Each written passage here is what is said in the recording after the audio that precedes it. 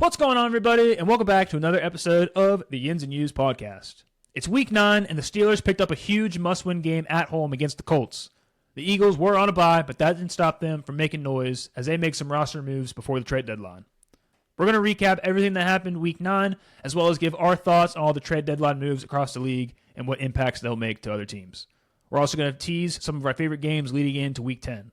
It's all coming down to the wire this season, and we're here to break it all down. This is the Yins and Yous podcast. Let's get cracking.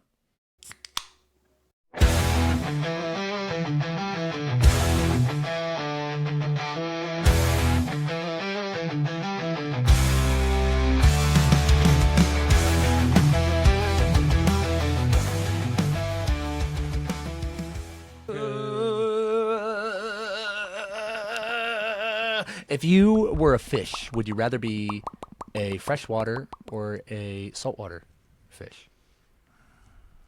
Ooh. I feel like the saltwater is really dangerous. It is, but it's way more open. It is way more open. Do I get to choose what kind of fish I am? That's a good question. Yes. Yes. I don't know why I asked that question. I don't know what kind of fish I'd be. What's going on, everybody? Welcome back to another week of Yins and Yous. My name is Ben with my co-host Nathan. How are you doing today? What's going on, all buddy? right, man. Doing pretty good. How are you doing? I'm doing all right. I almost died on Saturday. That was pretty cool. Yeah, I was sitting upstairs with my wife in bed. We were scrolling through TikTok as we do, and I popped a Zin, and then I fell asleep with that Zin in my mouth. And I woke up at 4 a.m. coughing that Zin out of my throat. I sat there, and I out of nowhere I shot up, and then I coughed the Zin out. You just regularly take a bedtime Zin? No, it was the first time that I've done that, and it will be the last. So. Yeah, I hope so. But what about you, man? How was your weekend? Dude, pretty good. I was in Pittsburgh this weekend. Yeah. For Steelers and Colts, man. That was awesome.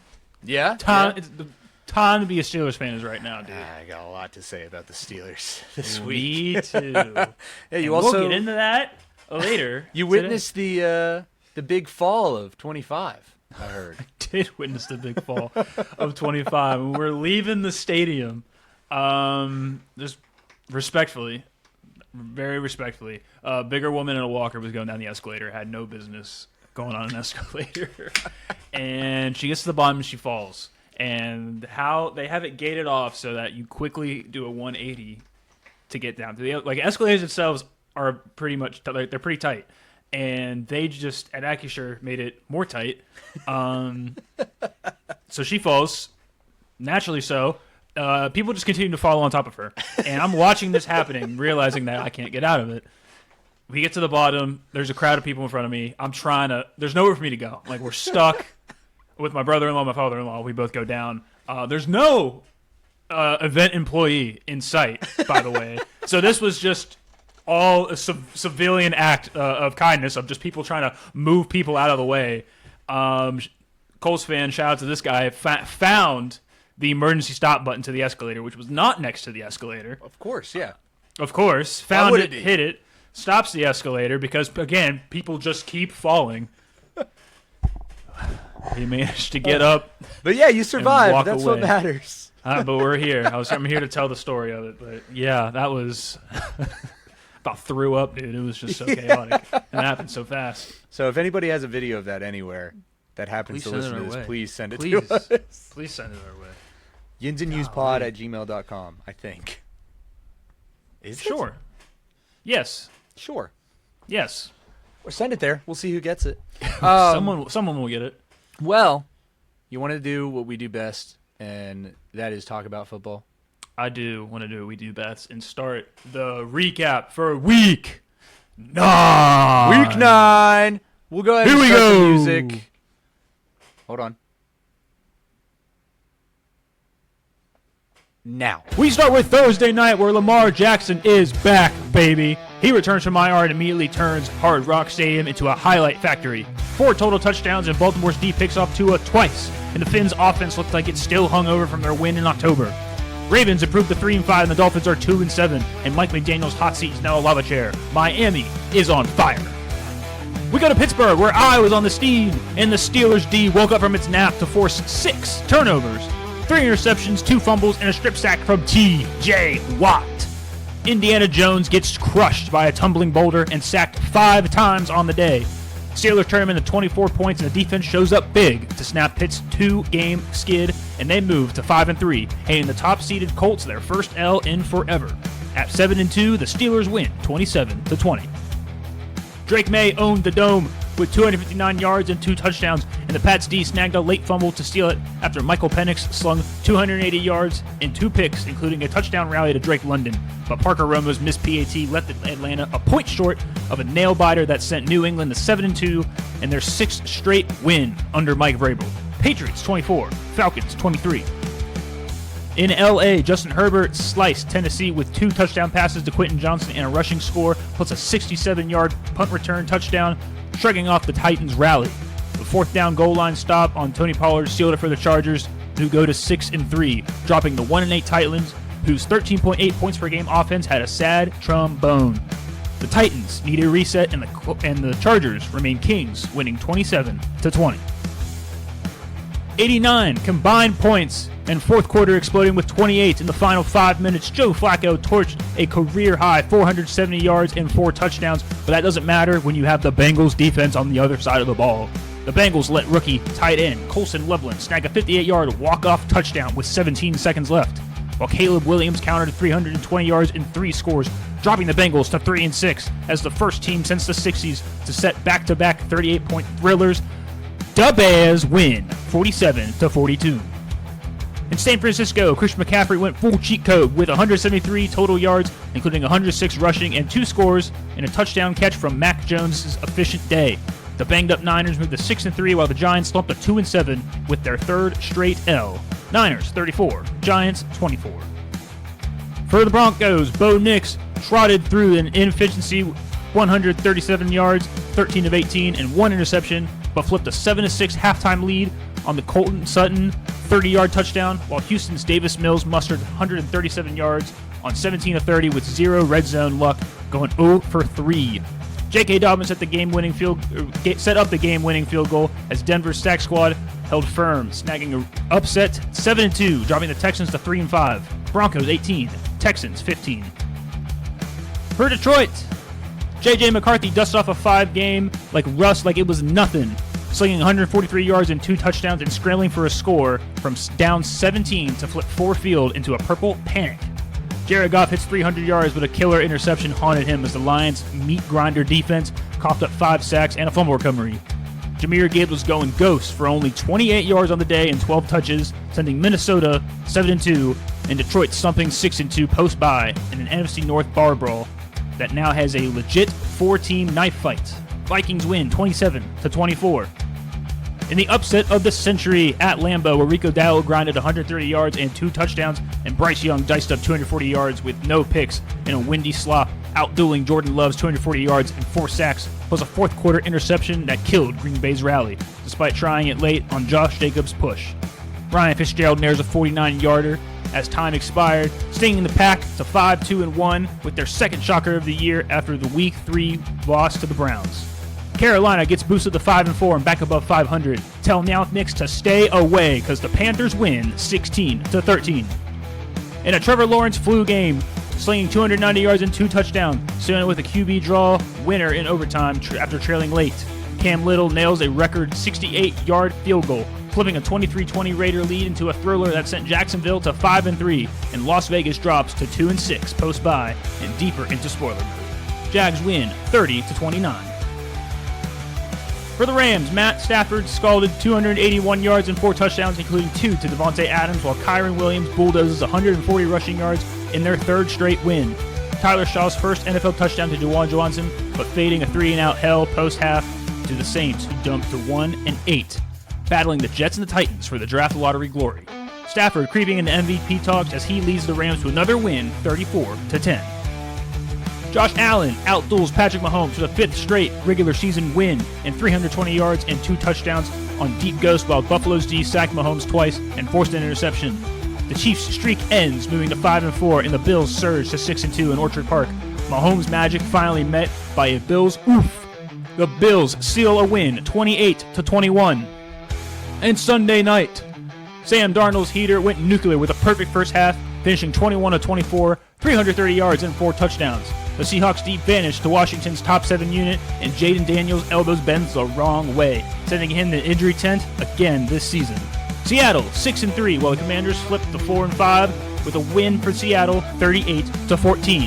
And on Monday night, we have the Cowboys and the Cardinals, where we don't know what happened because that greedy pig Mickey Mouse pulled ESPN and Disney off of YouTube TV, leaving football fans furious that they can't watch the Monday Night Football game. Who cares? Fuck you, Disney. I don't know. That's it for week 9. Yeah, fuck Disney. That's so stupid. Fuck that, I dude. am so sick and tired of all of these streaming companies trying to play the games. What? Tell me right now, what's the point of Sunday Ticket? I don't know. I was just about to say, I have YouTube TV, I have Sunday Ticket, I have Amazon Prime, Disney Plus. You're gonna need Netflix and during Christmas. Can't watch Monday night. I couldn't watch Monday night. That's crazy. I know a lot of people listen to the same boats. JJ Watt, shout out to him. He works for CBS, not Disney. He gave 2 middle fingers to them, saying that it was complete bullshit, while everyone else at ESPN is trying to persuade us to go complain to someone that is YouTube TV's fault. But no, I'm gonna go those complain pricks to at Disney, somebody, and their name is ESPN, dude. that little Fuck stupid Disney. fucking rat Mickey Mouse. Stupid rat. I hate that. If there's one company, I am very outspoken about how much I do not like corporate America. If there's one company that I'm going to shit on, it's Disney. I hate Fucking Disney. hate corporate greed, That being bro. said, if you guys want to buy us out, I will sell out. Easily. If they paid us to shut up and say good things, I would. I'd be like, You got it. Don't care. Yes, That's the world sir. we live in. So sorry, but until then, you can take 2 of these, and I'll see you later, Mickey. Fuck you. I'm going to Universal. Don't fucking care. I say it every week. What a great week for football. It always This was a really good week 9. Had a lot of upsets. Had a lot of really close games. The 1 p.m. slate was awesome. Yep. And we went into Sunday night. A lot of high scoring action. Really, really good stuff. A lot of explosive games that we want to talk about. We can dive into. We had an Eagles bye. Yes, we But did. that didn't matter because they were pretty active as the trade deadline happened this week. But we'll get into that in the second half of the episode. We'll Yep. talk about week 1. Do we just start? Where do you want to start? Let's. Eagles were on a bye week. This is going to be a pretty Steeler-heavy episode. Let's go ahead and just jump into Roll Steelers. Let's go ahead and jump into it. I'm on the scene in Pittsburgh for the Colts and the Steelers, and I just have to. I'm going to come out here and make a public apology.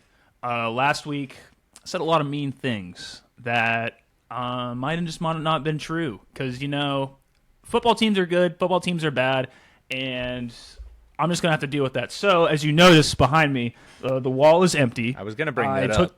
I took down the signs, and I'm going to replace them with 2 extra signs that will stay for the rest of the season. So the first one, it now says, I got the tape stuck on it. Oh, no.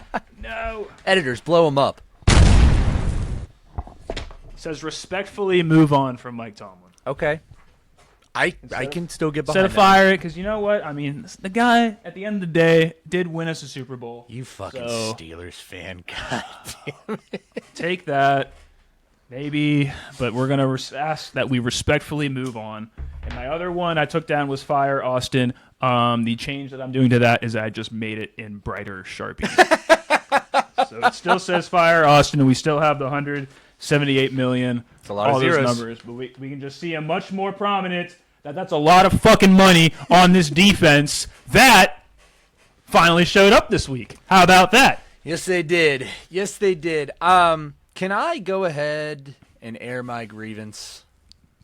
Go for it. I think I know what they're going to be. Okay. Love the Steelers. I do. And at the end of the day, I am rooting for the Steelers in this game. That being said, the Colts look so good this year, and they are a great team. And I've been low key rooting for them as they go. So it sucked to see them lose. It sucked worse to see them lose to a bad team. I mean, whoa! Shut up! Literally 6 days ago. Let's talk 6 days ago. Would you have agreed with me? I apologized. I just publicly apologized. I erased it from existence. No, this is such a double-edged sword because Tomlin gets away with it. He always fucking he's gets back away in the with saddle. it. And again, mark my words right here. You guys are going to go on a run. You guys are going to have a positive season by 1 game. But maybe 2. Maybe 2 if you're feeling crazy. Give us 2. Yeah. Give us 2. But I'm so tired of him always having a scapegoat. He needs to have a losing season. He's got to get the fuck out of Pittsburgh. If you guys want to get any better, get away from the fucking standard. I hate it. Same old Steelers, man. They find these games back against the wall, desperate for a win.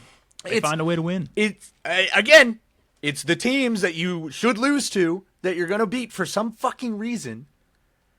I was just really cool when I started to see the season kind of decline as, going back to kind of the regular old Steelers we've seen for the past 6 years. Mm-hmm.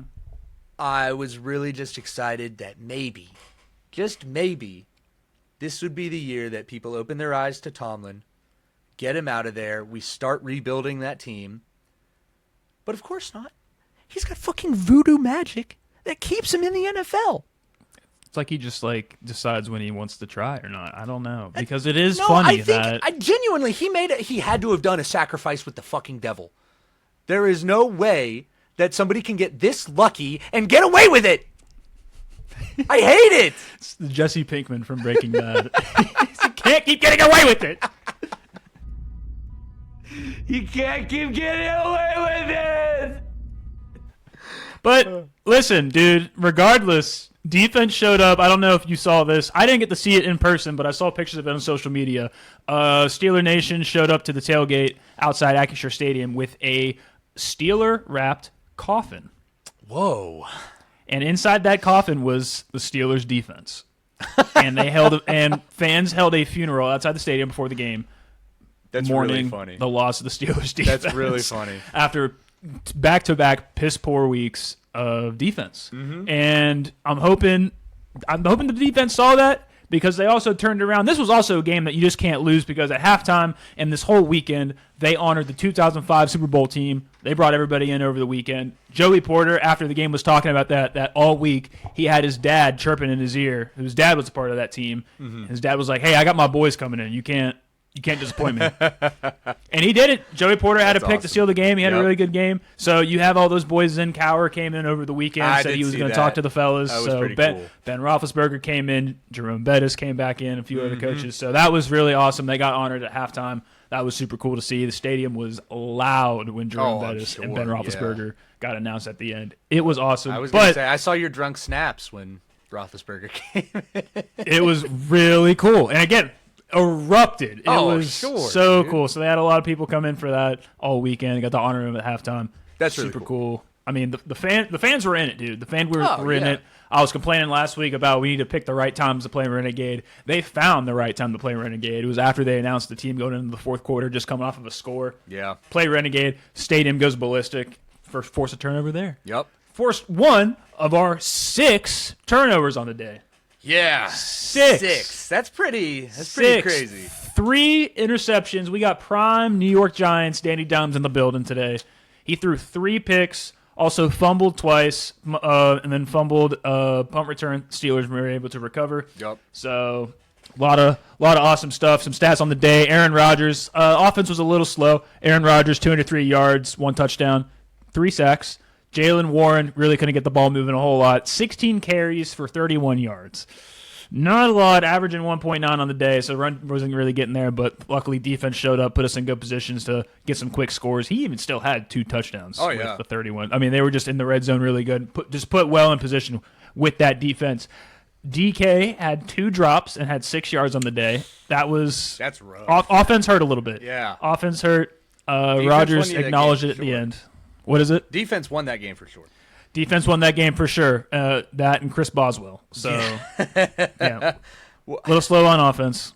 But I will give some praise here. You guys kept Jonathan Taylor to like 40 yards. Jonathan Taylor on 14 attempts had 45 yards and no touchdowns. That's something to A brag about. guy that was in MVP talks with us and the rest of the league last week. So that's going to change a lot. And Daniel Jones had 50 pass attempts. They were really throwing the ball for the Colts. 1 touchdown, 3 interceptions, 3 fumbles.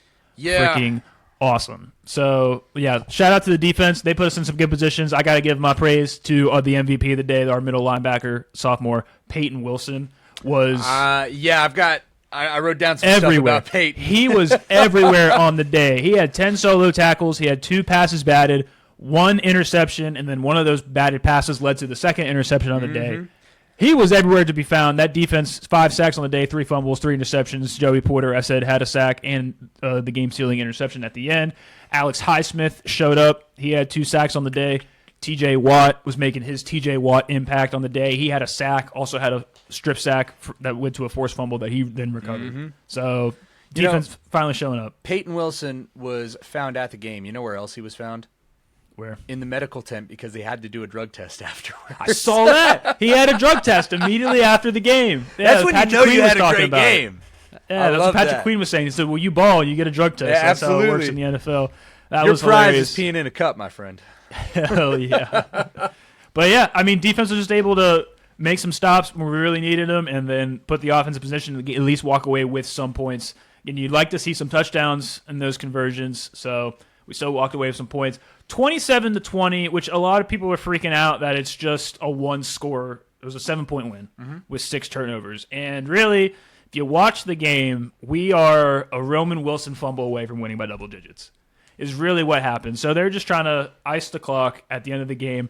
They hit a pass to Roman Wilson where he, for some reason, thinks the tiny man that he is can just jump over this really big guy.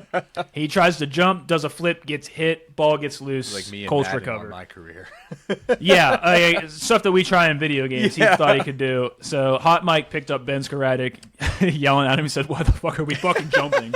Because what is he doing? But he tried to jump over a defender and then lost the ball. So the Colts were able to get a field goal out of that and then ended up being a 7-point game. So they were rallying towards the end. Steelers were up 17 with I think 5.5 minutes left. So garbage time. Really stupid mistake. Call what you will. We still walk away. A win is a win over the Colts, and we now have a win over the number 1, number 2 team in the AFC, which is crazy. Enjoy this while you got it, because I'm gonna mark it right here. Steelers are on fraud watch. They're always on fraud watch, dude. This Come is. I don't even know how to word it because the defense won you that game for sure, and the Colts looked really bad. That being said,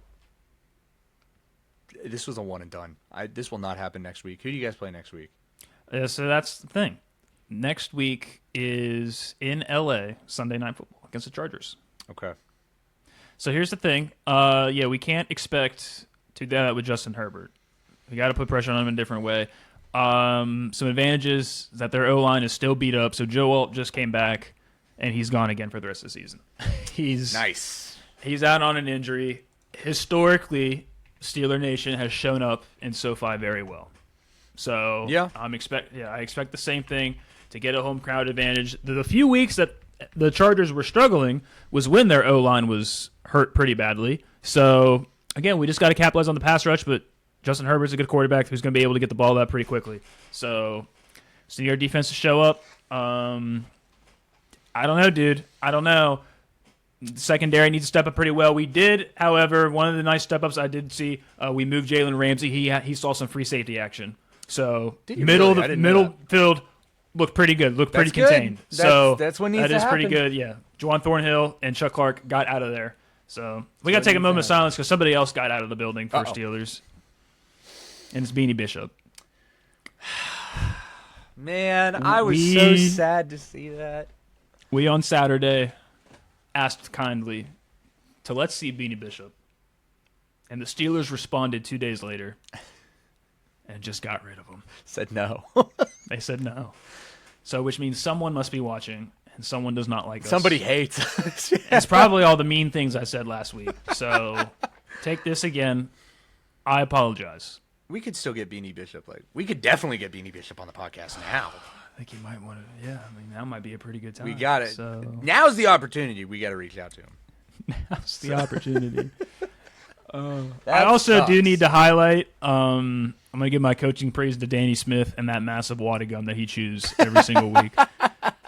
So he found a loophole in the new kickoff rule that we debuted, and we were watching it. We were insanely confused. So the play before, when the Steelers scored, something happened on the Colts side of the ball that drew unsportsmanlike conduct. The 15-yard penalty that got enforced on the kickoff. Okay. So the Steelers are kicking off from the 50, and Chris Boswell just kicked it straight out of bounds.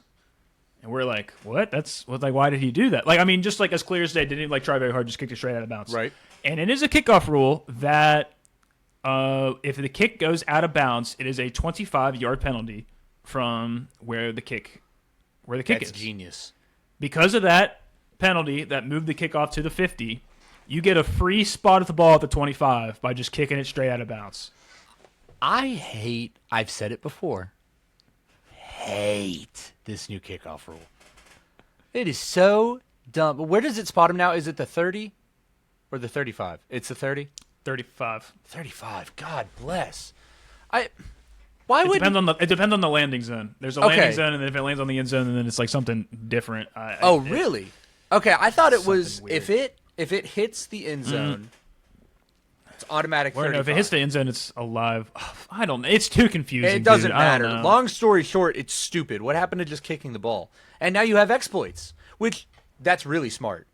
That is really smart. So like, ingenious. it's I would have hilarious. never thought of that. I mean, Danny Smith's on the sideline with his massive water gun, just like fist bumping, celebrating, and like Chris Boswell had to explain to people on the sideline of like why he had to go just do that. That's cool. Yeah, gave him a free spot at the 25. So genius move by the coaching staff. And again, I like that. I like that they exploited it, but it makes me hate the new kickoff rule even more.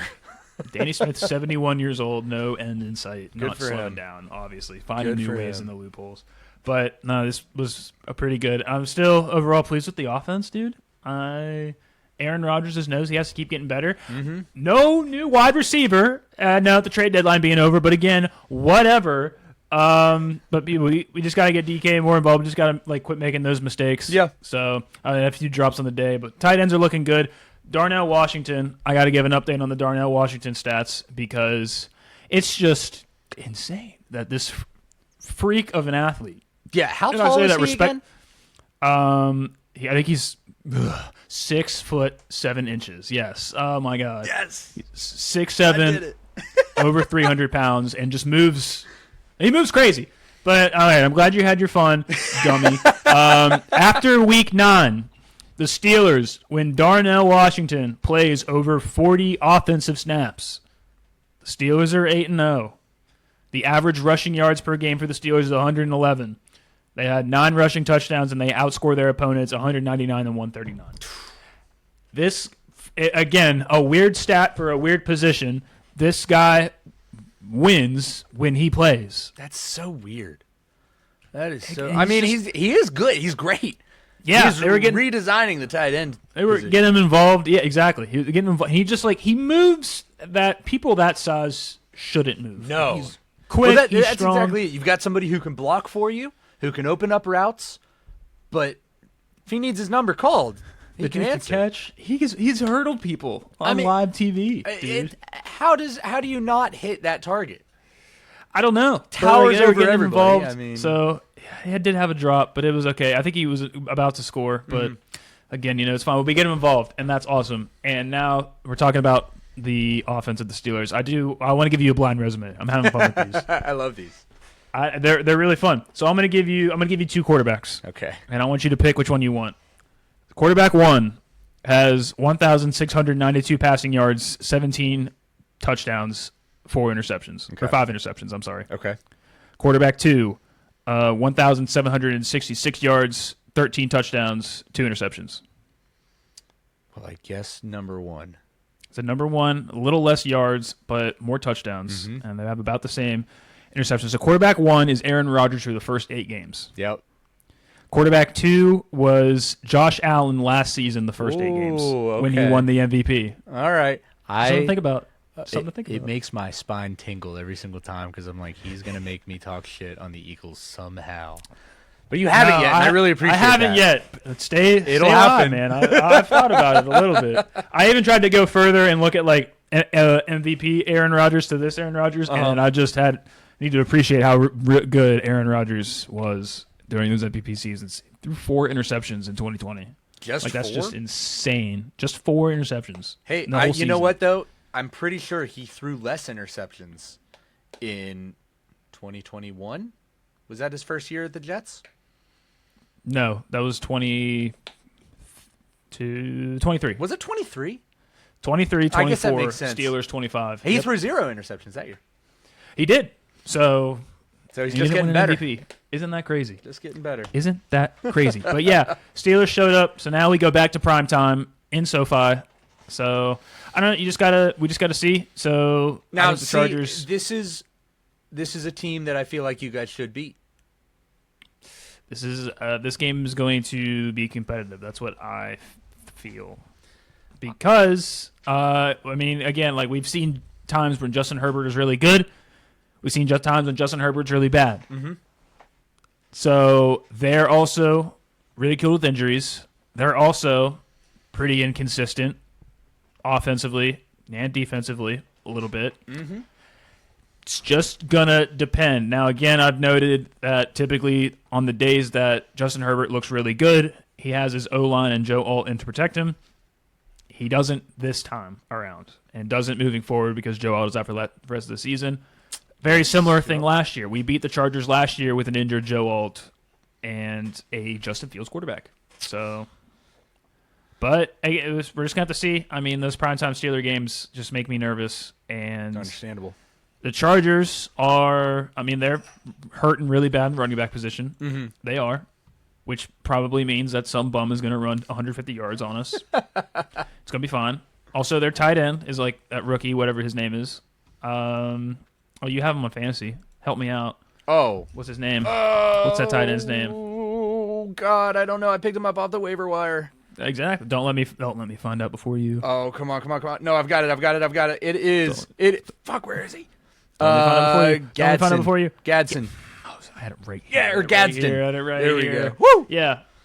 So I don't know. He's been really good. Yeah, he has been We let Tucker Kraft have field day, but then the next day, I did say gay. Field day. But then Tyler Warren, who's been really good this season for the Colts, was a no-show either. So I don't know. It sounds like moving forward that Jalen Ramsey is going to be playing a little more free safety role. The Steelers traded for Kyle Duggar from the Patriots, who's going to immediately have to play because there's nobody else in the backfield to play for the Steelers. So we're just going to keep rocking with that. I personally like that. I feel like Jalen Ramsey is well enough to be in that kind of middle of the field area, instead of just trying to go one-on-one with just one receiver. No, I like him kind of like the free safety or even just like that slot, just where he's like right in the middle of the field. I think he's going to make a lot more impact there. So, and it's just going to see it. I mean, we just got to have our secondary cover to give TJ and Alex and Nick enough time to just put some pressure on Justin Herbert. Yeah.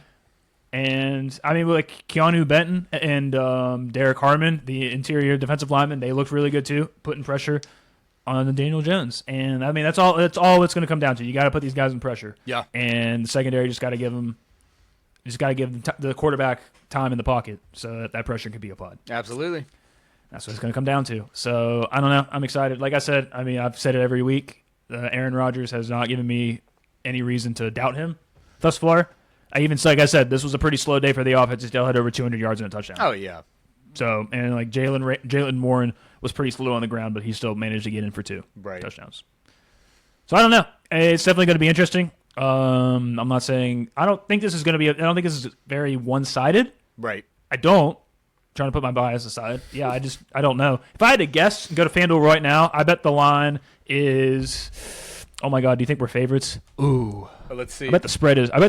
1.5 on the the Okay. It is? No. That's what. Oh, you said it like I was right. Oh, sorry. I'm pulling it up. I'm gonna go. Do I say we're the favorites? Oh man. I'm gonna go Steelers 1.5. Steelers minus 1.5. Ooh. Okay. Underdogs. So the spread is 3. And the over/under is Steelers plus 125, Chargers minus 148. Oh, So we're underdogs. Underdogs. That's also interesting. Underdogs. That's also interesting, Ben. It's also interesting. Yeah. Let's think about that. Again, these games that Tomlin shouldn't win. It's true. It is true, and I fucking hate it. The MFer finds a way. Hate it. And this is where we got to just extend our lead in the North, because we got to win these games, dude. Yeah. We got to win these games. We got the Chargers, the Bengals, and the Bears, and the Bills, and the Ravens. Like, our schedule doesn't get easy. No. And the Ravens are making a push, dude. Lamar's back. It looked pretty good against the Dolphins on Thursday night. Yes, he did. Or the Dolphins just look so bad. Well, here's the thing. It could be that, and that's a problem, because if you look at the Ravens' schedule, they're still at 3-5. They're the favorites for the North, because their schedule is just that. Their schedule is easy going forward. So they were the favorites to win before this Dolphins game. Mm-hmm. They won the Dolphins game because they're easy. They got the Vikings, they got the Browns, they got the Jets, they got the Bengals. Yeah. Before they even play the Steelers the first time. Yeah, that's pretty easy. That's pretty easy. So you got to hope that Joe Flacco can throw for a whole bunch of yards. But then again, doesn't fucking matter. Let's move on to the next team in the AFC North that sucks. The Bengals, who are fucking atrocious. They're so bad. They're so bad. Okay, did you see anything about this game? I didn't watch a lot of it. So I'm gonna bitch about how bad the Bengals are, and it makes me even more mad because we lost to the Bengals. I know. The Bengals are bad. The Bears. It was Bengals and Bears. The Bears were up 14 with 2 minutes left. Joe Flacco moves down the field, scores. They recover the onside kick, score again with 53 seconds left, I think is what the ticker was. Jesus. 53 seconds left to put them up by one. Mm-hmm. 53 seconds, we all learned, is too much time for Caleb Williams. Because, with a dart, goes down the field and they score with 17 seconds left. Yeah. Took them 40 seconds to hit Colson Loveland in the middle of the field. And now I'm going to share some just really funny stats about the Bengals. So the Bengals are the first team since the 1960s to score over 38 points in back-to-back games and lose both of those games. The Bengals defense currently ranks, as we are right now, they are 32nd in yards allowed per game. Oof. 31st in passing yards allowed per game, 32nd in rushing yards allowed per game, and 32nd for points allowed per game. This is the worst defense in the NFL. Disgusting. And they are bad. Also, hilariously, the most teams with the most points scored since week 6. We have the Bears scored 114 points, who are 3-1 since week 6. The Chargers have scored 117 and are 3-1 since week 6. The Colts scored 127 and are 3-1 since week 6. And the number one team to score the most points since week 6 are the Bengals with 131 and are 1-3 since week 6. This Bengals team is awful. This is Joe Flacco's first game with over 400 yards. Do you know that? And he threw for 470. That was not enough to win. It's almost like you have to have a discussion like, does this hurt the value of Joe Flacco because Joe Burrow, or does it hurt the value of Joe Burrow because Joe Flacco is also just looking phenomenal? It's pretty interesting. That is a good question. I don't think it hurts the value of Joe Burrow. I would need to see him with just another O-line. I'm curious at if he had just a couple more seconds in the pocket. Joe Burrow looks pretty good with the Bengals, and Joe Flacco is just also seemingly just doing that. Yeah. But again, it doesn't fucking matter because their Bengals defense is bad, and they beat the Steelers, which we knew was going to happen. All right, let's relax. Yep. We read off the statistics. We knew it was happening. But no, it's insane. So we need an entire reset on the AFC North. The Bengals have to fire Zach Taylor as their head coach. Yeah. Have to. They've been really bad so far, and they fired their defensive coordinator last year and brought in a new one. Obviously, doesn't fucking matter. It doesn't fucking matter. This defense is still ass. They spent all offseason trying to worry about Trey Hendrickson And that rookie that they weren't wanting to sign doesn't fucking matter. Doesn't fucking matter. And then we got to fire Kevin Stefanski, the Browns head coach, for trading Joe Flacco to the Bengals when he looks this good. I still don't understand that in-division trade. That is so But dumb. even then, like, look at how Joe Flacco is currently playing and look at Dylan Gabriel. Yeah. I mean, it is night and day. Yeah. It's night and day. Out of all of them, why? I mean, I get the idea of like wanting to develop a quarterback, I guess, but I'm sorry, if your team is already so bad and you have, at that point in time, how many quarterbacks did they have? I guess they got rid of Kenny Pickett. They got rid of Kenny Pickett. They got rid of Joe Flacco. Before that, though, they had Flacco, Shador, Dylan Gabriel. Pickett, and who was the fifth? They had 5 at one point, didn't they? Are we counting Deshaun Watson as the 5th? Oh, Deshaun Watson. Was he the 6th? I think he was the 5th. It was Bailey Zappi, right? Oh, yeah, Zappi was there. Is he still there? But then he got. I think he's practice squad. I think he got demoted to practice. That makes well, he sense. could be activated right now because they technically still have. They just have 2 quarterbacks. Like they've gotten rid of all of their quarterbacks. Yeah. But at that point in time, why try and develop? Right now, we literally just said his name, and now it's escaping me. Dylan Gabriel. Why try and develop him when your team is already so ass? I would keep Flacco. How many years does he have left? I don't know. You would assume not many. You would think so. But just let him run it out. I give you some sort of a possibility of winning a game. I mean, just at this point, I feel like you just got to start Shador. I mean, like, what do you have to lose at this point? Yeah, test him out. Go for it. I don't know. Because, I don't – I mean, you're rushing Dylan Gabriel, who is not an NFL-ready quarterback. Not at all. They both aren't. Right. Not knocking them. They both just aren't ready to start NFL quarterbacks. They weren't coming out of college. Well, we kind of knew that. Yeah, even you saying that, like, I was kind of biting my tongue a little bit, but, like, at that point, I would start Kenny Pickett over these two. Like, he at least has experience in the league. He's not that great, but, like, god damn, he's better than Gabriel. Yeah. So I don't know what the plan is. I truly don't know. You got to get a quarterback again. You have to. You have to this offseason. This is what they do every single year, though. I feel like they're always drafting a new quarterback. Yeah. And it doesn't fix it. Doesn't change, dude. It's honestly, like, it's seriously impressive. So bad. The jersey, I'm sure you've seen the jersey with all the names on the back of Cleveland quarterbacks. Yeah. It's out of room. It's out of room, dude. I don't know how they keep thinking that's what we need. We need a good quarterback. I don't know. But, yeah, like do you just do a hard reset on the North? And then, because, like, Harbaugh with the Ravens has been under fire for their 1-5 start. But now, I mean, they are climbing back. They're 3-5 right now. I mean, like...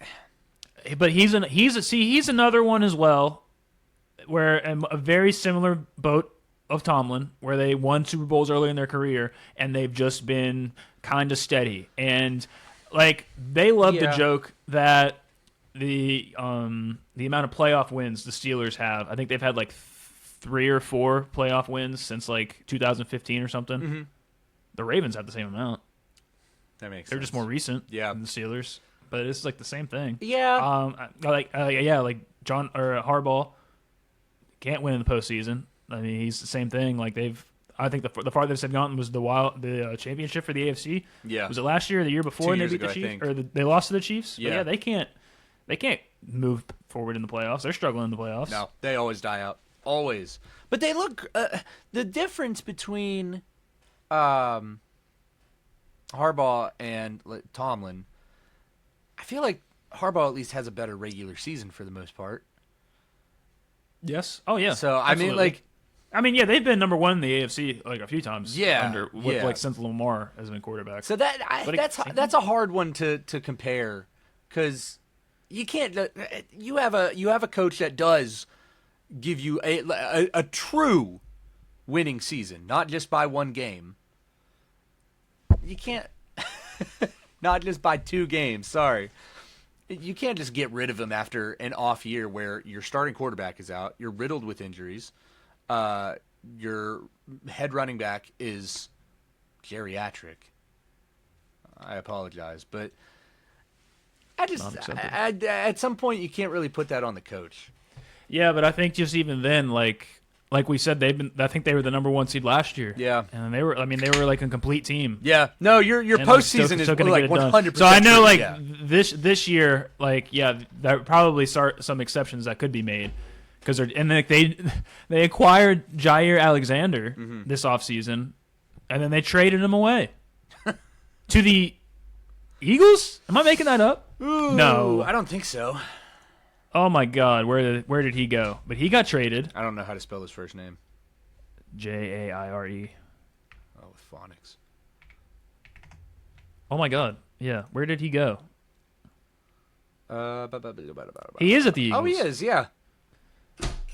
Why are we helping out the Eagles? Why not? Why is the NFL as a whole helping out the Eagles? Look, what are we doing? We need it. They want to get rid of the tush push. How are we going to win games? We'll complain about trading stuff later, but there's a few other things I want to highlight just as we continue. The rest of the NFL, some Week 9 games that I wanted to share. The Packers are. You want to talk about inconsistent teams? Let's talk about the Packers. That's not even fraud alert anymore, man. Packers. Yeah, let's talk. Let's talk about the Packers, dude. They have their bad losses.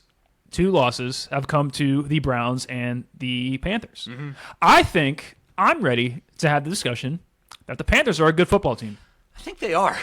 I think they're 5-4. They're definitely. I mean, it's a winning season so far, which is awesome for the Panthers. They're above 500 in a long time. Again, I've had that bias with the Panthers, like I talked about a couple episodes ago, where I really don't like them as a team.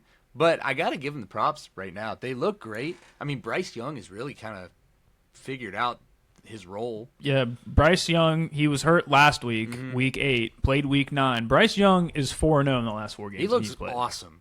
But he started to speed up last year too. He got benched last year, slow. And then they took him back off the bench, and he was looking pretty good end of the last season. So I think Bryce Young is getting there again. I'm not ready to give up on Bryce Young. No. I'm not. No. I'm not at all. But here's the one thing I got to complain about the Panthers, dude. So if we've talked about Meow Mix canceled their podcast because the Panthers were so bad. Mm-hmm. Since then, like I said, they've been 4-1. Bryce Young's been 4-0 because they didn't play in the one game they lost. Andy Dalton played. They announced Sunday night they're coming back. Ooh. They can't do that. They can't do that. Oh my God! If they start to lose, that's crazy. That's selfish. That is selfish behavior. That you as a fan need to realize that once you and it's like it's well known news. Like it's not I was just gonna say like they're gonna get death threats. Yeah, that's like if they haven't already. Yeah, but yeah, they've announced that they're coming back after being 4-1. Bryce Young's 4-0 since they announced their retirement. I don't like that, Ben. I don't like it. I'm not a believer in the supernatural, but football superstition is real. That's just, and like if their next game is the Saints. If they lose to the Saints, we'll know it's Meow Mix. I 100% lock it in. It's absolutely Meow Mix. They got to get out of there. There's also, I'm gonna keep talking about the Panthers because they're figuring it out, and I also just want to brag about my fantasy team. The top 3 rushing yard leaders are. I'll go 1 to 3. Jonathan Taylor is 1, 895. James Cook is 2, 867. Number 3, Rico Dowell, 735. But here's the craziest thing, Ben. Rico Dowell started 3 games this season. No, absolutely. Like, is that not crazy? It is. It is. He looks really good. That was a good pick off the waiver. Hate you for that. Thank God. But... So I'm hanging on and I'm riding with Rico. But so they announced this game against the Packers that they were going to give Rico Dowell the starting reps and had 2 touchdowns at 132 yards. Yep. He like Chuba Hubbard. He's lucky he just got paid. Yes, because he's done. He's not the starter anymore. In Carolina. 100%. I was wondering if they were going to like use this time today. Because the trade deadline was today. Today is Tuesday, the 4th of November. Trade deadline ended at 4:00. I was thinking they were probably going to trade Rico and get some good value out of him. But no, they're rocking with Rico, and it's working really well. When they hand him the ball, good for them. They're winning games. That's awesome. They're winning games. They are. They're winning games. I'll tell you. Obviously, they played like an actual football team, the Panthers, that is. But I'll tell you why they beat the Packers. Why's that? Fucking ugly uniforms. I want to talk about those just a little bit. Did you see the helmets? The 1920, yeah, they did the leather helmets. Disgusting. That's the worst. That's the worst jersey I've seen in. I think we need to have a discussion about debuting throwback uniforms as a whole, or just uniforms in general. Because the Packers debuted their throwback uniform, they lost. Yep. Steelers debuted theirs against the Packers, they lost. If you remember the Bills, the Bills debuted their not throwback uniforms, but the icy white jerseys, the rival uniforms. Yeah, they lost in those. The Panthers, or not the Panthers, the Cardinals. I was going to say Arizona also lost. Yep, they lost. And the Chargers, when they debuted their mustard piss yellow uniforms, they lost. So I think I'm all for good. We just got to put our best uniforms out on the field and just rock with that the whole time. And if they're throwbacks, so be it. There's a lot of cases I could give the throwback nod to teams. Oh, 100%. Buccaneers, absolutely best uniform. Yeah. Seahawks, absolutely best uniform. The Chargers, navy blue. I'd say that's their best uniform, honestly. Yeah. I like that. Yeah. I wish that Seattle would bring back like the silver helmet, the blue and green. Oh, it looks so good. Yeah. I think Steelers need to rock with the block letters because block letters looks better than the regular jersey. I love the block. I love the block. I'd say that I want us to like stay Kelly green, but that midnight green's my favorite color in the whole world. I think we dedicate 1 week and in the NFL and all teams just debut throwback uniforms. Yeah. Let's have a month. Let's have a throwback month. They got 4 games to wear throwback uniforms, and then we just go back to the standard. I think so. And speaking of debuting throwback uniforms and losing, the Commanders are also in that. They debuted their throwback. Oh, did they? I didn't away see that. Uniforms, and Jaden Daniels dislocated his elbow. Yeah, so he's not going to be MVP. I can tell you that. No, he's out. And I mean, it is it's best case scenario that he dislocated his left elbow, his non-throwing arm. But it is interesting. I saw something like absolutely insane. So RG3, Robert Griffin, went down around the 20 in the red zone, getting ready to score, playing against the Seahawks when he tore his ACL and was out for the season, wearing the white uniforms. Really? Jaden Daniels was around the 20, getting ready to score, wearing the white throwback uniforms, playing against Seattle. Football superstition, man. I'm telling you. It's real. It's just with a few teams. Because, like, the whole, even just the Commanders, that field has ruined lives. Oh, yeah. Bad. I saved something, and it was crazy. I hope I saved it. I saw it, and I was like, oh, that's disgusting. So I'm going to find it before you find whatever you're looking for. I typed in. I hear was you just typing curious. over there. I didn't save it. I wanted to see if there was a ranking of the worst fields in the NFL. That and FedEx Field is number 1. MetLife, yeah. Yep. MetLife has to be up there too. Yeah, MetLife is up here. Soldier Field is up here. The Link is up here. Hard Rock Stadium, Levi. Yeah, I'm kind of surprised about Levi. I don't know any bad things that happened there. Levi, that's 49ers. If I can't think of anything that's happened over there right now. San Francisco. I don't know. But anyway, it's crazy. So, I mean, this is Jaden Daniels, I think, 3rd time being out with an injury. Yep. So, probably just needs to happen indefinitely. I mean, they were down like 30, and he was still in the game. So, like, a lot of people were mad of, like, why he was even in the game. Right. I don't know. But yeah, it just hurts him at that point. Freaking stinks. But, oh, well. That's all I got on week 9, I think. Yeah. Shout out Cam Little. He kicked a 68-yard field goal for the record. I like it. Erases Justin Tucker's name in NFL history. Well, it's gone. So we are, I know that you don't look at the clock, but we're almost at an hour. So, do you want to go ahead and move into some trade stuff? I know you're pretty anxious to talk some trade about stuff. So, a lot of moves happening today. I've been trying to study it as much as I can just to make sense of what's going on. The trade deadline happened at 4 p.m. today. Shocker. Steelers did not make a wide receiver move. This is the 3rd season, and I'm not mad at the Steelers. I think I'm mad at reporters because why are they telling me all the time that we're constantly in name for a wide receiver? Yeah, I don't know. I'm fucking tired of it, dude. I'm tired of it. I'm tired of living in this hell of like, oh, we're so close to a wide receiver. stay tuned. And It's never real. it's never real. the case. It's never real. So no move gets made. Marquez Valdez Scandling, whatever the hell his name is. He apparently is our option because he's the only one we got, and he got signed today to the practice squad. So I'm sure they'll elevate him at some point. Yeah. I don't know, but regardless, there's a lot of other stuff going on in the NFL, and I need to talk about the fire sale going on in New York right now. Let's go. So the New York Jets are starting a rebuild again. Mm-hmm.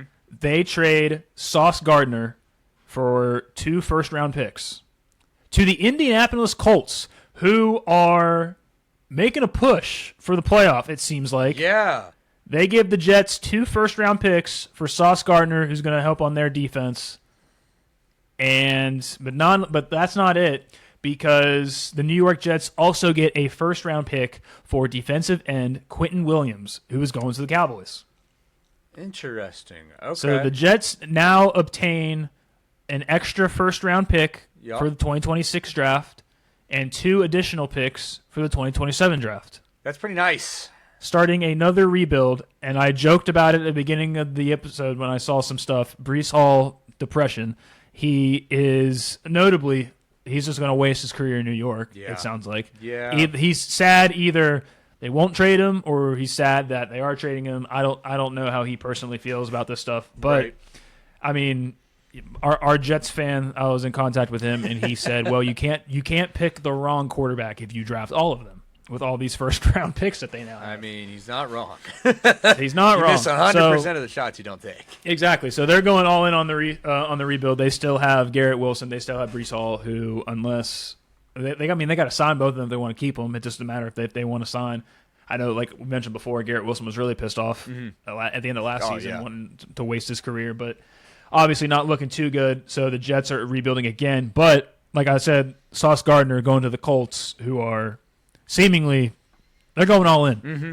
They're giving up 2 first-round picks. They got Sauce Gardner. I did see this because I was wondering, and I was listening to the McAfee show, and they were talking about this. Bruce Arians was on the show, and he was like, because like Pat McAfee was freaking out. And he's like, it's 2 first-round picks. That's a lot of money. Yeah. Or that's a lot of future and stuff. And they're talking about they're breaking it down a little more. Maybe it's not, because if you look at this, Daniel Jones obviously is going to need a contract after this. It's seemingly that they're going to have to pay Daniel Jones, and he's going to be the guy moving forward. Has to be. They also now, like you have to, he's due for it as well. You got to pay Jonathan Taylor. Yes, you do. So, but those are the good things. Those are the 2 big ones they got to pay. Mm-hmm. They still got Quentin Nelson on the O-line. They just paid him recently. DeForest Buckner on defense. They just paid him recently. Yeah. So they're pretty okay with repaying their core guys. Mm-hmm. So. They just So he's like, with this is going to free up some money to where they can give Daniel Jones a quarterback contract for him to be the guy in Indy, and then you got to keep Jonathan Taylor, and I think that's what they're planning on doing. Yeah, there's no way they can drop him. They get rid of that first-round pick, which could be like a very late first-round pick. Yeah. For all we know, I don't know, but yeah, a lot of money moves going on with the Colts, so that's going to be something to watch out for. I mean, the Steelers must have just beat him so bad they needed a corner position. I don't know. I'm just calling it how I see it.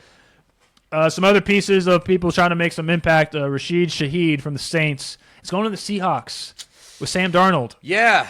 For an offense that already looks really dangerous with Jackson Smith and Jigba. I'm really liking that, and hopefully that my fantasy team will like that too. So yes, I know. Was the second I saw that, I hopped to the waiver and hoped maybe nobody has him. I picked him up in our draft.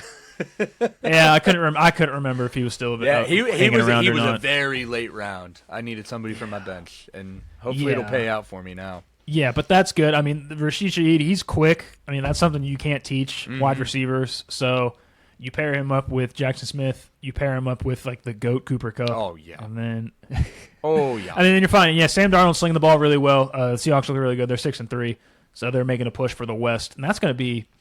Like, all these games are just way too close, and the records are way too close where I can't decide who I think is going to win because, like, the Rams and the Seahawks and really the Niners aren't out of it for who's going to win the NFC West. Mm-hmm. I now have to give contention to all 4 teams in the NFC North. Oh, yeah. Packers, Lions, Vikings, Bears. They're all really good. I mean, like, It's a toss-up on who's going to win that one. It's absolutely a toss-up. So that just makes it way tougher, and I like that a lot. Another one, kind of a bummer. I mean, there was talks this offseason that Jacoby Myers was going to come to the Steelers in a trade. Mm-hmm. That didn't happen because he's going to the Jaguars, Yep. who are maybe trying. I mean, they're not too behind. They're not on the bad. Colts. No, I mean they're not behind on. I mean, the Colts with this loss to the Steelers, they're 1 game behind. if they were to pull it out, I wouldn't be surprised. Yeah, now like they're a little bit in trouble, so I think that's why they're making this move because Travis Hunter, he's going to be out for a little bit, and then Brian Thomas, I think, is out for like a week or two. Mm-hmm. So they need that wide receiver help now because they're close on a really good Colts team for the South. Oh yeah. And I mean that's just going to make things really interesting. And then like just looking at the playoff picture itself, I don't know if the Chiefs are going to make the playoffs, dude. I really don't. It's such a gray area for them. I don't know because all those teams are so close. Like if it ended today, the Chiefs would be on the outside looking in. They'd be at 9th. Yeah. And because you have all those, I mean, you have all those close teams that are the wild card rounds because they're currently 3rd in their division. They're behind the Broncos and the I Chargers. was going to say it's really nice to see them at number 3. I'm not going to lie. I'm not complaining, but not I'm upset just seeing the stating it Broncos in case top we have two. any Chiefs fans out there that you got to watch out. They're behind the Broncos. They're behind the Chargers, who they already lost to earlier in the season. So they have to climb that. You have in a wild card position, you have the Jags, who again are right behind the Colts. I'm not saying if the moves are going to be made there. I don't know. The Ravens are on an uphill climb to get into contention for at least wild card positioning. So, like, I don't know, dude. Like, I don't know if the Chiefs are going to make it in. Their schedule gets easier. They got Rashee Rice back, but it's going to be tough, dude. I mean, we might not see the Chiefs in the playoffs this year. Yeah, I mean, I think it'll be a wild card round. That's If they get in 7th. Yeah. And then it's going to be a problem because we're going to be bad, and we're just probably going to have to play them, so it's going to be fun. we still have a lot of football left to play. So. We do have a lot of football to play, and I think the Chiefs just will get better because again, like they have Rashee Rice back, they're figuring it out. He is looking but really good now that he's back. especially with that loss to the Bills, Mm-hmm. now they move to the Broncos. They lose to the Broncos this week. They're going to be in a solidify whole lot of Yeah. trouble. They're going to be a whole lot of trouble because like, hey, it maybe gets easier a little bit. They have to play the Colts, so that's one you got to watch out for. You got to play the Cowboys, who. No, they love to give up the ball. They love to They're give really it good at up. So I don't know. I mean, there's some games on here that they can win, but I mean, they don't have a lot of wiggle room. No, Ben, not they a do lot. not. Not a lot. So I don't know. And then the Eagles, their defense just gets better. Yeah. Dick, we're talking about Jair Alexander. You get that edge rusher from Miami. Mm-hmm. I don't like it. I don't like it. I don't like. Listen, and it's funny. It's funny with that because the day before, is your GM? Is it Howie Roseman? Is that his name? Howie Roseman, yes. Okay, I'm convinced. I think he's the only one that just picks up the phone. I think. So what's going on in Miami? Miami just lost to the Ravens bad. Yep. They fired their GM. Yes. Miami. So they have an interim GM who, on his first day of office, trades an edge rusher to the Eagles. Like, again, Howie Roseman's the only guy that picks up the phone, or he's just a huge douchebag and just took so much advantage of that situation. No, in listen, Miami. you know how like people are scared of people finding their Twitter and like getting canceled over something? I have old tweets that are just death threats to Howie Roseman. And I eat those words every single time I see him do You have anything. to. He has a magic touch. No matter who he picks up, like Jalen Phillips. I don't know his name too much. I don't watch Miami. I watch football for the love of the game. I'm not a stats man. So this is like cool. Yeah, we have an edge rusher. That's awesome. Howie Roseman is going to see something in him that 99% of Eagles fans have no idea. He'll He figure it just out. does it. He drafts really well. He's dude. so good. Honestly, it pisses me off. It's how good he is at amazing. drafting. It's genuinely amazing. It's Like an art. of how things just fall to him. So we have to take a stand as NFL fans and urge our GMs to stop helping the Eagles because this is.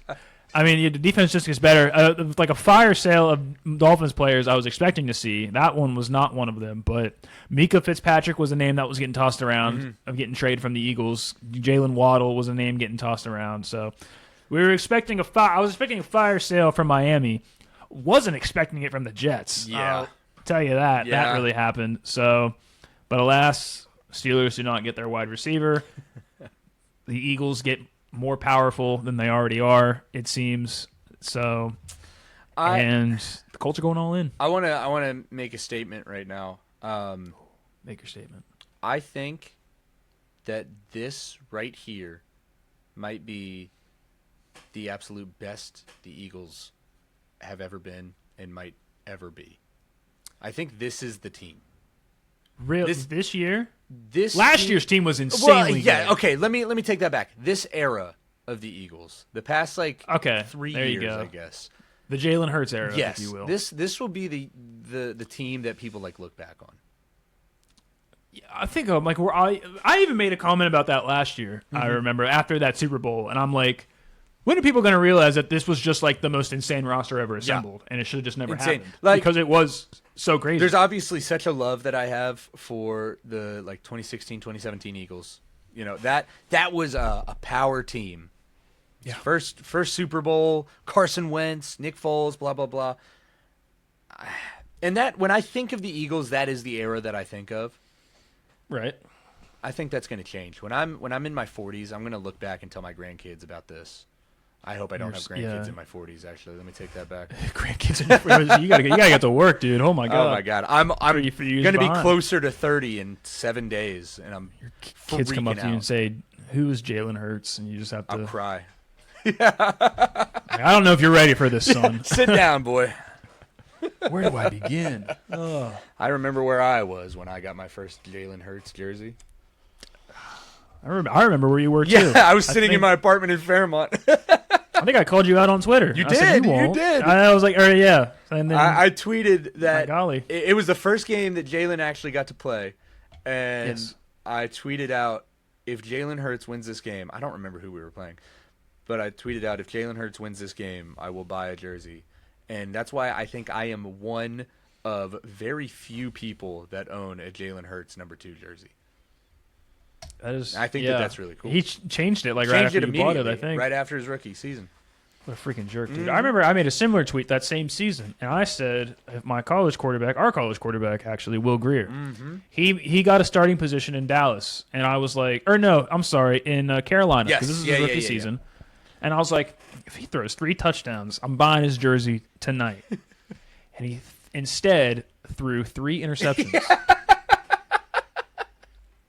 Oh, that was such doesn't a matter. Sad I have his WVU jersey. Yeah, and exactly. I'm waiting for another WVU quarterback to make me feel this way. Hopefully it's Scotty Miller or Scotty Fox. I'm sorry. Yeah, freshman. Just beat Houston. Number 22 Houston. It's a wild win for West Virginia. Fuck it. Let's get into college ball for a second. I don't think that this is one of the worst WVU teams I've ever seen in my whole entire life. And it's bad. I just want to complain about it for a second. I don't know college ball. I don't watch college ball. I grew up a WVU fan. I went to WVU. I have a love for them, obviously. They're always going to be my team, but I don't follow them at all.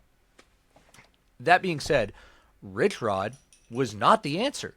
We chased him out years ago because he didn't care about the team. What are we doing now? Why is he better than Neil Brown? I think that was donor money. That's all it is. Hire was made. Yeah, no, that's people are so happy about Rich Rod because WVU didn't fucking pay for him. Somebody else did. Yeah, that was the rumors circulating around. It was a lot of donor talk. Yeah, of hey, we're pulling this money. You got to go get Rich Rod. And that's just the era of sports we live in, which is sick and stupid. Maybe this is a hot take. Dana Holgerson was not the problem. I thought he was a good coach. Dude was fucking crazy. It was great. I mean, the offense looked awesome. The offense was amazing. The offense was great. I miss that. Will Grier. Yep. David Sills. Oh man, 2018, 2019 was the last good year. Jerry Jennings. Golly. I mean, that was, again, I said Jerry Jennings in my Siri activated. I don't know how it got. Interesting. I'm waiting for a WVU team to make me feel the way that 2018 WVU made me feel. Mm-hmm. You know, I had calculus with Will Grier. That's awesome. Yeah, dude. It's very cool. That's so cool. Oh my God. Whatever. Well, I mean, that's again. All right. Trade deadline happened, so no more trades the rest of the season. Maybe we should implement one for fantasy. A trade deadline? Trade deadline? That's not a bad idea. It's not a bad idea. Because, listen, it's getting down to the wire in our fantasy league. It is. I have to start thinking selfish here, and I got to start winning games. Because I'm on the same thing as the Chiefs. I'm on the outside looking in. Dude. I mean, I made a comment about it earlier this week, but I'm in the position now where I now have to root for other teams in order for my playoffs to happen. So, like, I managed to get a win out last week, which was good, but we had some upsets in our league that did not benefit me. So I went from 8th to 8th. Didn't move. Nice. And, I mean, I got to get the top 6. Wait, you're 8th dude. in the league? I'm 8th right now, 4 and 5. It's close. I mean, like, we're gonna have a battle for those wild card spots because you're sitting at the top at 7 and 2. Congratulations, whatever. Oh yeah. Then we got. Say it again. Say it louder. I'm sorry, I can't read. Then we got the Rally Cat Rappers at 6 and 3. We got Suck My Giblets at 6 and 3. We got Fat Stacks at 5 and 4. The Milkman 5 and 4. The Girthy Trunk at 5 and 4. The Prodigy 4 and 5, and the Butter Biscuits, which is me, at 4 and 5. I want to say something. How utterly disgusting it is that the 2 new guys in the league are in the top 5. But like, yeah, is it disgusting? Yes, but did we know it was going to happen? No, yeah, we said. I mean, beginner's luck for one, and Justin, so stupidly he knows real. ball, so I wasn't surprised by that. But yeah, Chris, Daddy Fat Stacks, this is his first time learning football, and now he's the biggest Eagle fan I know.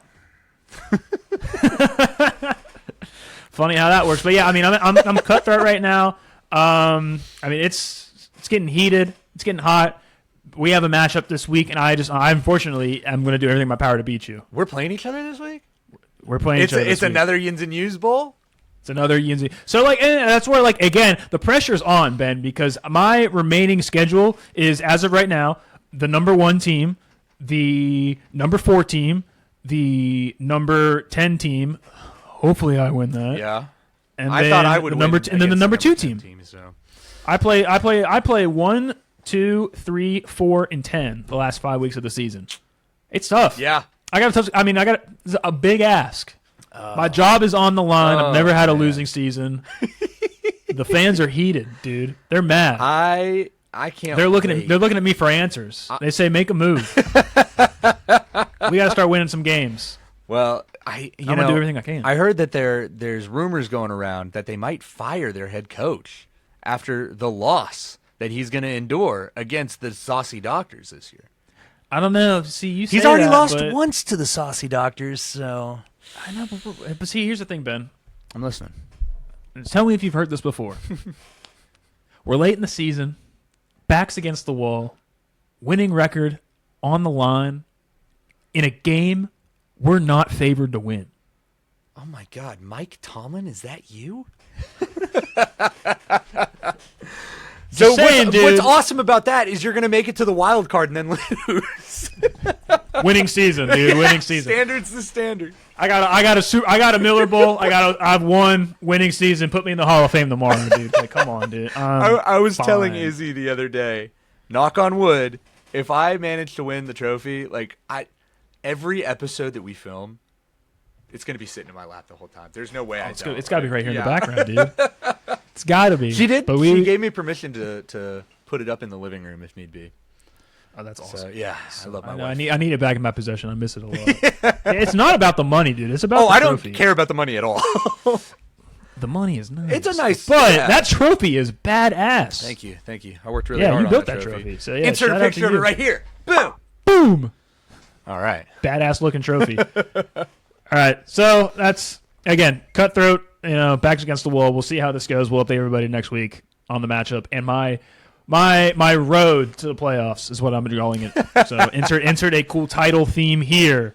Here, dun, dun, dun. Watch. I've been getting really good with my editing lately. Watch this. I'm gonna zoom it in right here. Oh wait. There it is. So big. Road to the playoffs. It starts now at 4 and 5 and at the 8 seed. We got to get into the top 6. We got to make it. We're putting that for that push. I also need to complain about my team because I've drafted and I have held on to Brandon Ayuk this entire season. Really? Just waiting for him to come back. And it's not looking good. Weren't anytime soon. there were rumors that he was going to go Steelers, right? That was He was the start of it. Okay, that's it was what I 2 thought. years That's ago. what I thought, but I couldn't They remember. were like, he's going to the Steelers, and then he got a big contract for the Niners, and then tore his ACL. Yep. So whatever. All right, but enough fantasy talk. Let's wrap it up here with some Week 10 highlights we want to look at, any cool games, and then maybe any cool bets. We haven't done that in a little bit. Well, you know what? You can talk about as many bets as you want. I've said this a lot, I'm done. but I'm locking in to this now. I have not removed the app on my phone, but I might, maybe. I am done sports betting for the remainder of the season until postseason. Until Super Bowl Sunday. Of course, I'm going to bet on Super Bowl Sunday, but I after the Colts loss, I can't do it anymore. I think that I do know ball, but FanDuel tells me otherwise every single fucking Sunday. The NFL just hates me right now. That's So what it I'm is. I'm done with it. I can't do it right now. Anyway, let's move it. All right, let's wrap it up here. Let's look into Week 10. Let's do Not a lot of weeks left. I mean, we're again crunch time here. So let's start. We already kind of previewed the Sunday night game. Steelers are going to LA against the Chargers. Mm-hmm. Going to be a toss-up. I don't know. Another primetime game, which if Mickey can get his fucking shit together, maybe we'll get to watch it. We got the Eagles and Packers on Monday night. If it's another fucking week where if I can't watch the fucking Eagles game, I'm gonna scream. We got a primetime game that I'm gonna I can't scream. watch, and that's actually one I'm going to want to watch. That's a big game. Yeah. So fuck you, Mickey. You got 2 theme parks named after you. That's enough money, bro. You own literally everything else. Fucking put ESPN back on YouTube TV. Just give me. I just want to watch football. That's it. That's the only. You know, that's the only thing I use YouTube TV for. Same. I just watch it for I don't football. watch dude. cable. I just watch football. Yeah, I don't fucking want cable, dude. I just want to watch football. I hate this. So fuck you, Disney. Get it together. I mean it. I hate this. Editors blow them up. Next game. Let's see. Oh, this is gonna be. Boring. Browns at Jets. That one sucks. I don't know. That could be one of the highest scoring games that either of those teams will have. It's either going to be combined 9 points or it's going to be like a bajillion. 48 to 48. Yeah. Thursday night, we got the Raiders at the Broncos. Brock Bowers was finally back and had 3 touchdowns, dude. That's So crazy. That's awesome. Let's talk about that. That's and awesome. How I managed to hold on to him this entire time. So, I don't know, just be careful. That's on Thursday I was gonna night. say- Maybe Oh, wait. Did you say the Pats or no? You said that's on Thursday, didn't you? that's on Thursday. Never mind. That is on Thursday. That's our Thursday night game. We got a divisional game in the West where if the Broncos can win, which I think they should, they'll just extend their lead above the Chiefs. Mm-hmm. And they're currently they're number 3 team in the AFC right now. Yes, they are. They're They look they're looking great. pretty good. They look great. So we got to probably bounce back game. Colts against the Falcons that could be a good one. with Sauce Gardner, and again like the Falcons. You want to talk about the most consistent team in the NFL? It's these Falcons, dude. I never they beat know. the Bills. I never know how they're going to do. They beat the Bills, but then they lost to the Panthers by 30? Yeah. 30-0? Yeah. They got shut out by the Panthers. I have no idea how to feel about them. They're I don't so either. confusing. I don't either. But anyway, we move on. We're on watch for Meow Mix with the Panthers at the Saints. That'll be... We'll know something's up if they lose to the Saints. Now, I'm tempted to put a money line on the Saints just because they're back. I might. tempted. But they're also... Panthers are at home. Panthers are undefeated at home, I think, so far this season. Okay. Interesting. So That should we'll be keep a really our eye good out on payout that. if the Saints... Oh, this will be a good 1 p.m. game. We got the Patriots and the Buccaneers. Now, that is why I thought that you said Pats. I am super excited for that game. I think that one's going to be a really good one. Speaking of the Pats, we went to a local beer festival this weekend and met a fan who is a Pats fan, and she changed my mind on the Patriots after the slew of comments that we got before. she changed my mind. She changed my mind. So shout out to her. Shout out to her. Drake May, Baker Mayfield, Sunday at 1. I'd even put that prime time, honestly. That's a good one. That's going to be a good one. We got the return of J.J. McCarthy, who looked really good. He's going against the Ravens at home now. Yeah. McCarthy. We didn't talk about him at all. He comes back after 5 games on IR and hurt. And he beat the Lions. It wasn't by a lot. I mean, 27-24, but he scrambled for a touchdown. Mm-hmm. He hit one to Justin Jefferson. He was throwing the ball. He kept up. I mean, maybe I want to continue to watch him, but this was a good game for JJ McCarthy. This was a good game for JJ McCarthy. Another character on Fraud Watch for sure. We got to see. Absolutely, but I like it. I mean, do we expect another beatdown with the Bills and Dolphins? Oh my God! Totally off topic. I just realized the Eagles-Packers game is on my birthday. Is it really? Yeah, that's if they lose, I'm gonna die at 26. If they lose and you can't watch it because ESPN, and I'm closer to 30, the trifecta. Oh my God! Disgusting. Triple whammy, dude. Fucking shit. Gross. Ugh. Shit. Whatever. But all right.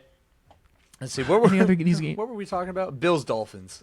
Bills Dolphins. Yeah. That's a divisional game. Yeah, they already played each other this year, right?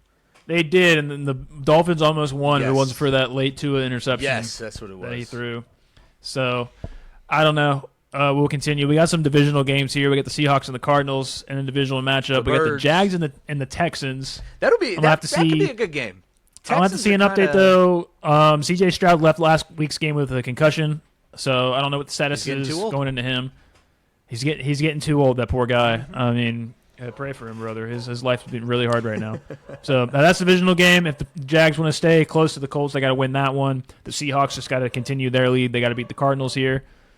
And then wrap it up with the last division game. We got the Rams and the Niners, who the Niners, injuries ridiculed, are looking pretty all right. They look great, yeah.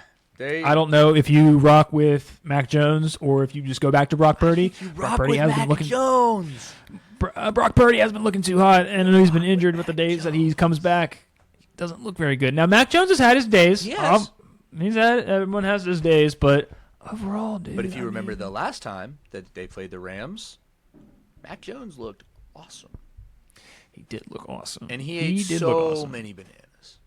He ate. So we just got to supply bananas for Mac Jones, and we got to give the ball to Christian McCaffrey. I think that's ultimately. I really hope that they don't do that, and I hope that the Rams. Because then if the Niners I think the Rams are like one of my favorite teams in the NFC right now. Yes. If the 49ers sweep them this week, they already got one game on them. Mm-hmm.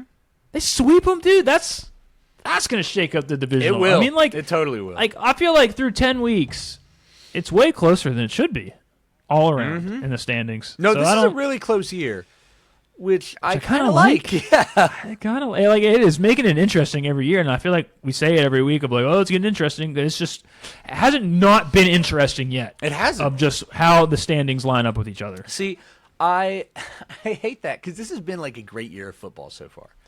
It's been pretty good, and we're over halfway through. But I'm at a point where like we're working on the fantasy aspect of it all, sports betting, just watching the game period. We're working on this podcast now. I am forgetting how to just enjoy the sport of football, which is another reason why I'm dropping the sports betting, because I want to love the sport that I love, you know? I haven't gotten myself burnt out of it yet. And I think burnt out isn't the right word. There's just like much. Yeah, you're right. Because I'm enjoying this. I get to watch all the other games and like talk about all of them. There's a reason to watch the other games. The fact that I can't get a fucking win in sports betting is really dampening my mood. So I've also been kind of weighing off of it a little bit. But that being said, I'll probably slam some parlay for Thursday night, and I'll share it with you. So. Whatever. I mean, yeah, just give me a Brock Bowers anytime touchdown right now. Just go ahead and do it. Yeah, this will be. Oh man, I hate the weeks that we play each other. It's so hard to run. Let me restart. Nobody talks about how hard it is to run a podcast with one of your best friends. Because it's hard to talk to each other because you don't want to leave out content for the podcast. 2, it's even harder when you're mad at that person to have a conversation for an hour, and we're going to hate each other by the end of the week. I hate you right now. I don't want to. What are you talking about? I've been doing this for 3 years. I mean, I told you my situation I'm in. I unfortunately I have no choice but to hate you this week. It's understandable. So, I mean, I get it. And I have to hate. Who do I have to hate? I have to hate Harvey. I had to root for Tom. I got the 9 and 10 teams fighting each other. I don't really care about that. But he also benched his whole team. No fair. I did that first, dude. Wait. Harvey did? No, Trevor did. Trevor did. The waiver wire wizard benched his entire team because he's 1-8 right now. Poor guy. I also benched my entire team, so he's copying me, and I am upset with him. But anyway, I digress. And then I'm just so I'm shit out of luck because I need Tom to win because he's 6-3. Harvey's 5-4, so I need Harvey to go down to make me go up. Mm-hmm. But then I'm stuck because Calvin and Chris play each other, and they're both 5-4. I'm 4-5, so that game doesn't really help me, I guess, as long as they don't tie. Yeah. And then I need Justin to beat Patrick. I'm rooting for other people, man, and I don't like it. Yeah, I don't like it. Again, the reason that you're the numbers guy, dude, I can't do all those stats. I look at it and I go, nice, I got to win. I won this week. No, I'm way too invested in it, dude. Let me show you how just invested in it real quick. I'm not going to go into details of it, but look at this nonsense, dude. I have gone through the scenarios of everything. I got the spreadsheet out of where we stand week 9 and the remaining schedule for each team. I then have made scenarios of how I can make the playoffs with my best case scenario of still locking in the first seed, so you don't have that, and I also of just sneaking in the playoffs. And I have how every game is matched, the outcome I need of every single game, and I'm going to work my way in between because I play to win, Ben. I don't play for shits and giggles, and I don't play for fun. You do this for I got to make the playoffs in order to do that. Why are you doing this in your free time? This is what else am I supposed to do? I'm 26 years old. Exist. This is fun. This is unfortunately my fun, dude. It's my fun. What want me to do? You want me to talk about work when I'm done with work? No, you're doing work dude. when you're done with work. This is fun work. This is a hobby. I have never once opened Excel after 5 o'clock. Oh, this is I'm a finance guy. I have to. I got a Excel sheet for everything, man. I wanted to this year, and I'll do it next year, but I just forgot about it, and it was too late. Mm-hmm. I'm going to create a spreadsheet of all the different betting props for each game. Oh my God. And I want to follow it each week and just kind of see if there are any trends. Yeah. Just I think that would be, and I would do it for fun. I don't do it because I hate myself. I was going to say that the thrill of the game teeters on the line of addiction, I think. Yeah, if I have nothing this time next year, if I have nothing else better to do, I'm just gonna track it week by week, and I'm just gonna see what happens. I'm gonna say interesting. I'll check the stats each week of players that I can just put some cash on and be like, oh, that's pretty interesting. Puka Nacua has gotten over 60 yards every single week so far. I would love to sit here and make fun of it, but I guarantee you, if it works, I'd share it. Yeah. I'd be like, hey, just a heads up, the Browns have allowed over 12 points every week, so maybe slam the under. Have you seen the show The League? No, but you gotta Tom watch. talks about it all the time that I need to watch Izzy and I were talking about it yesterday because our fantasy group is identical to the league. I feel like I would really enjoy it. We follow each different character to a T. It's crazy. I think I wouldn't. Yeah, the concept of it, I think I'd insanely enjoy it. So I don't know how I haven't watched it. The reason I bring that up is not a recurring character. He's in the first or second episode. There's this little kid called the Oracle that knows everything about football and the stats, and you remind me of him, crazy. I'm taking that as a compliment. Yeah, a little 12-year-old boy. I love kids, Charlie. Clip that. No. Well, I think on that note, it's probably the end of the episode, right? I think so, dude. I mean, trade deadline is set. We are in the end part of the season, the regular season. The races for the playoffs just keeps getting tighter because we don't know. We'll see. We'll continue as we go along. Go Steelers. Go Eagles. Go Birds. Let's go Birds. Here we go with those terrible towels. All right. Now do whatever Eagles fans do. I don't know. What's the equivalent of what's the Eagles terrible towel? I think a cheesesteak. In all honesty, we don't really have We don't have memorabilia that we take to the. Okay, wave a terrible towel and eat a cheesesteak. Yeah. Well, on that note, please follow us on TikTok, Instagram, Twitter, YouTube, Spotify, Apple Podcast. Did I already say Instagram? No, yes. Okay, well, do it Say it twice. again just in case. Instagram. Please give us a like and a subscribe on this episode. I never thought in a million doesn't years hurt. that I would ever say It's that. free. That's crazy. It's free. It's Come free. on, just do it. If you're on mobile, on YouTube, hype the video. I don't know what You're it watching does, this and but not subscribed? Fuck you, dude. Yeah. we just lost our one Mexican listener, dude. That sucks. We're global. Yeah, That's we real. are global. He exists. We got one. Shout out to you, man. to Shout our out to one you. Spanish listener. We appreciate you. Awesome. But thank you guys for listening. Stay loud. Stay proud. We'll see you on game day.